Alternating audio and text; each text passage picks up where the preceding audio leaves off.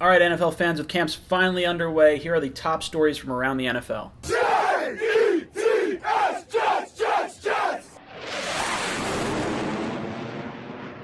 Welcome to Jets Talk. My name's Ryan. I'll be your pilot today. If you're new here, hit that subscribe button. If you've been here before, welcome back. I love having you here. Guys, I'm going to start today's show off with a little bit of a question. Who did it better? Was it Antonio Brown showing up in a hot air balloon or Jalen Ramsey showing up to camp in a Brinks truck? Up next, we have a glimpse into what the Giants' offense is going to look like. Daniel Jones showing off why they selected him at 6th overall. Do you get that joke? They're losing all their wide receivers. Shepard's out with a finger injury, Coleman's out for the year with an ACL, and Tate is going to be on a 4-game suspension due to a fertility drug that he was taking in the offseason. And what would training camp be without a few camp holdouts? We're looking Michael Thomas, Zeke Elliott, and Melvin Gordon as the primary names that are holding out of training camp right now. Melvin Gordon is in the 5th year of his rookie contract. He was selected 15th overall in 2015. Now, I expect Gordon to eventually get this deal done. I know he does sort of want to follow in the footsteps of Le'Veon Bell, holding out so that way the younger guys can get more money for that running back position. I do expect there to be a contract done. I think the Chargers have about $57 million in cap next year, if I'm not mistaken, so they could defer some of those payments for the next 2 years. I think you'll see something along the lines of them giving him a 2-year extension for what the franchise tag would have been for those years. So at least he has the protection of a multi-year deal, even though it's probably the same amount of money he would have gotten if he just played on franchise tags in consecutive years. Ezekiel Elliott's contract's a little bit different. He's in the 4th year of his 5-year rookie contract, so he still has 2 years remaining on that deal. And I don't see Jerry Jones renegotiating this deal at all. I think when you look at that team and the way it's structured, they still have to pay Dak Prescott and they have to pay Amari Cooper, who are both arguably more important to that team than Zeke Elliott is, even though that offense runs through Zeke. Jerry Jones came out and said you don't need a rushing title to win a Super Bowl, which should tell you that Zeke is probably on the back burner in terms of contracts. And I don't think we should expect to see this contract get done, at least until Dak and Amari Cooper's contracts are done. So this could be a little bit of a nerve-wracking situation for fantasy owners with Zeke. You don't know, is he going to sit out? Is he going to miss some games trying to prove a point?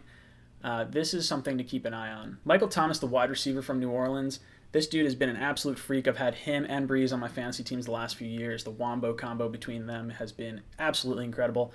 I do expect this deal to get done because I think Breeze does not have a whole lot of time left, so Michael Thomas being there is obviously huge. I do think there is a easier negotiation with someone who was not drafted in the first round. Michael Thomas was not able to cash in, being that he was a second-round pick.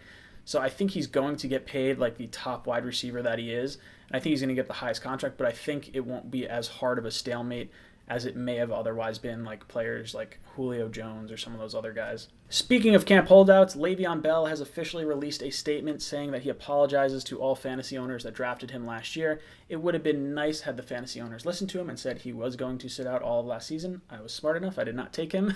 But either way, very cool that he is releasing this statement, and hopefully the Jets get a running back that is a top 5 to 10 selection in this year's fantasy draft. Chris Herndon is expected to miss the first 4 games of the NFL season due to his DWI arrest that he had last year.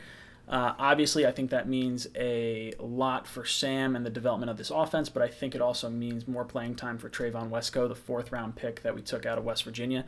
Hopefully we see a lot of playing time out of him in the preseason. He can hopefully fit in a little bit and get us by through those first 4 weeks of the season. Brent Cavalli, the backup tackle for the Jets, is expected to miss significant time with a right knee injury.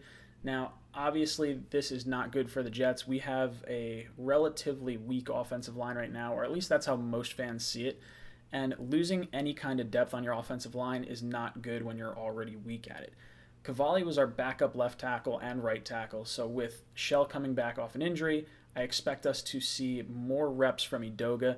Hopefully we can get this guy, squared away, but I don't think we should expect a whole lot from him, being that offensive linemen tend to have a little bit of a learning curve when coming into the NFL. There's been a lot of talk of the Jets possibly trading for Trent Williams. A lot of fans want to see that. I don't think we're going to make a move in that capacity. I think we're going to wait till camp cutdown days when we actually get to see a flood of players hit the free agent market. Finally, we have Jamison Crowder, who may have to miss some time due to a foot injury that he sustained in practice.